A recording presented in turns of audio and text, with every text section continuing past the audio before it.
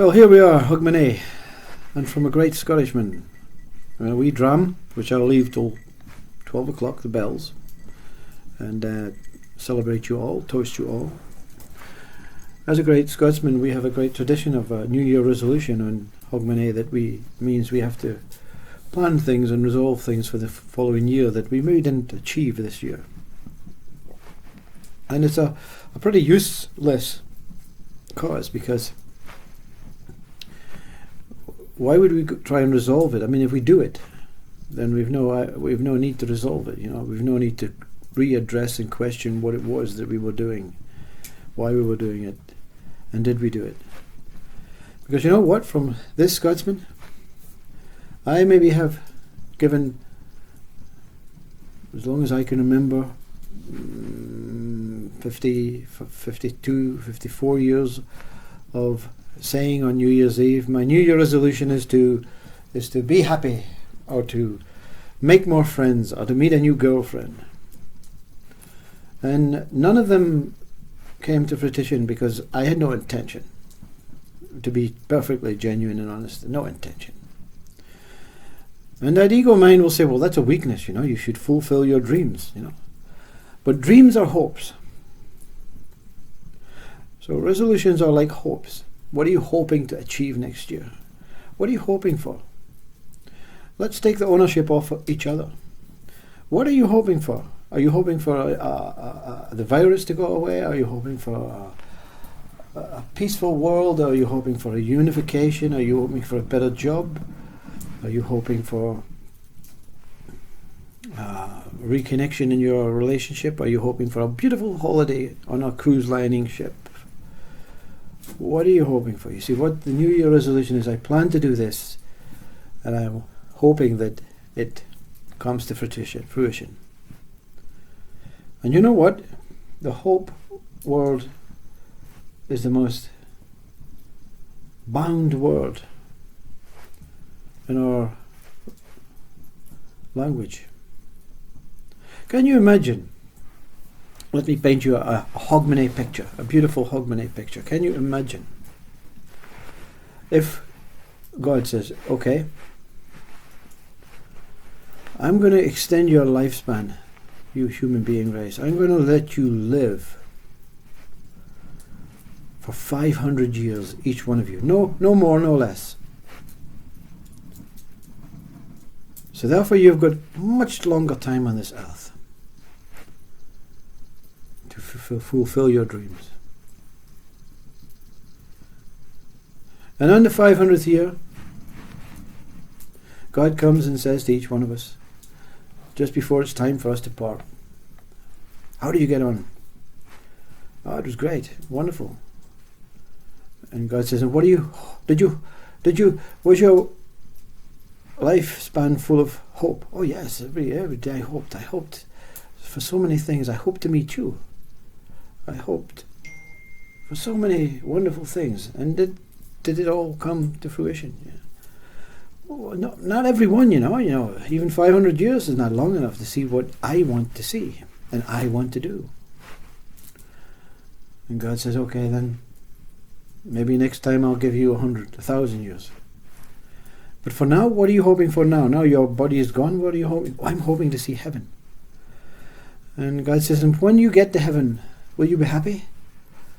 Well, I will, if they like me. I'm hoping they like me. I'm hoping it's what I think it's going to be. And God says, but it's going to be perfect. And you say, I appreciate that, and I know that you're the man in charge and everything, but I've not really found anything really concrete that I might fit into this heaven. I'm hoping I fit in. And God says, well, here it is. Look over there. And you look and you see this beautiful, profound light, and everything is so light and airy and wonderful. And there are lovely little beings floating around. God says, so what do you think? It's beautiful. So are you all right to go there now? I'm hoping I don't live in that area, because I prefer that area, And God says, okay, yeah, you can have that area. And I'm hoping that the neighbors are really good in that area. And I'm hoping I meet so many nice people. And God says, they're all nice. Yeah, but okay, I'll take your word for it. And you go to heaven. And everything is just as God said. But you're still living in hope. And God comes down 1,000,000 years afterwards and says, how have you enjoyed heaven? Yes, I've fulfilled a lot of my dreams, but I'm hoping that I get a wee bit longer here, God says, you've got eternal life here. Are you serious? Eternal life? Yeah, but I was hoping maybe I could go back and see my family on earth. I was hoping that maybe, it's quite boring here, There's no relationships, there's none of that stuff that I had on earth. So I'm hoping for something better. You're always hoping for something better. God could give you 1,000,000 years on this planet and you would spend every day hoping for something better. Hoping for something newer, hoping for something perfect. It's a deceitful word. And you know what God says? What's wrong with now? What's wrong with what you've got now?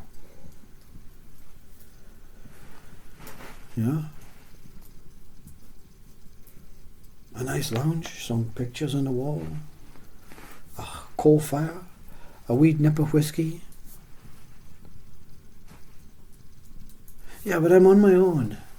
I was hoping I would be with someone.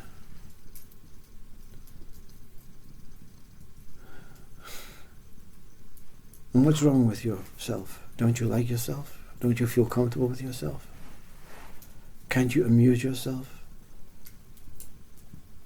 What if I took all the people away, says God, and you're on your own?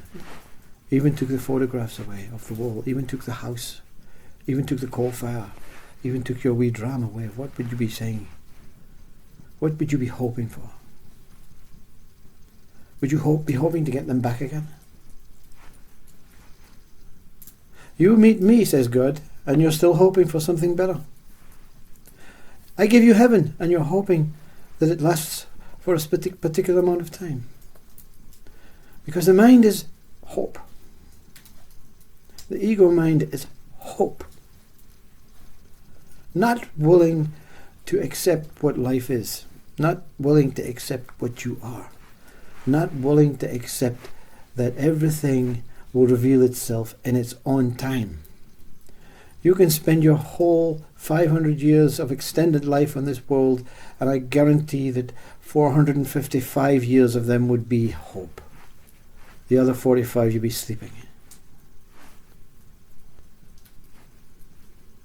But even in your sleep you'll be hoping, through dreams, through nightmares. Don't hope. Accept. Trust. Have faith. The present moment, there's no hope. Because when God actually does take you, or whatever you are, into whatever it is He's going to take you, He's not going to take your mind, or your past, or your future, or your names, or your identities. And you'll be in awe, you'll be in amazement, you will open your eyes and really live for the first time. Because everything that you see for the first time is the same as what you saw for the first time as a child. And you just cannot speak, cannot do anything for that look of, my God, what the hell is this? I absolutely love being here. Can you say that? Can you say everything? And we have excuses and say, well, you have to hope for better things. You have to hope for the world being in peace. Who says the world is not at peace? Your mind says the world is not at peace. Your mind says you're not at peace. Your mind says next year is going to be a good year or a bad year. Your mind says next year may not come for me. Your mind says next year could be the end of the world. But what's your mind saying now about tonight on Hogmany, in the present moment? What's your mind saying? Can you look in the mirror on your own in Hogmany? Can you look in the mirror on your own and celebrate just seeing yourself alive, here? And if you've got a wee drum, toast yourself and look at yourself and say, thank you for your company tonight. And when the mind says, what's your New Year resolution? My New Year resolution is I'm going to take every moment as it comes. I don't know what to expect. I don't know who I am. But I know every moment something is revealing itself. And I don't need to hope for it. So I'm not going to hope you have a happy new year, or hope that your life is going to be great, or hope that the virus goes away, or hope for any peace in the world. I'm just going to be what I am. A simple being with a simple message.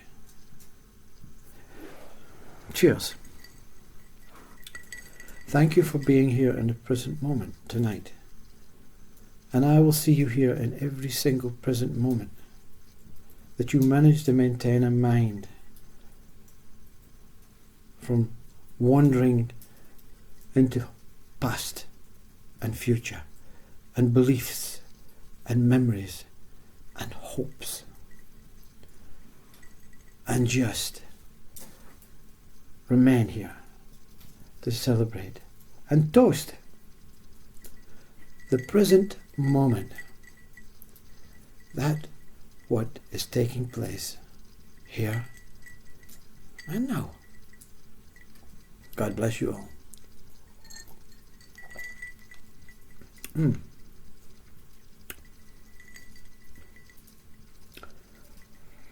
I was hoping to leave it for the bells. But hey, no more hope.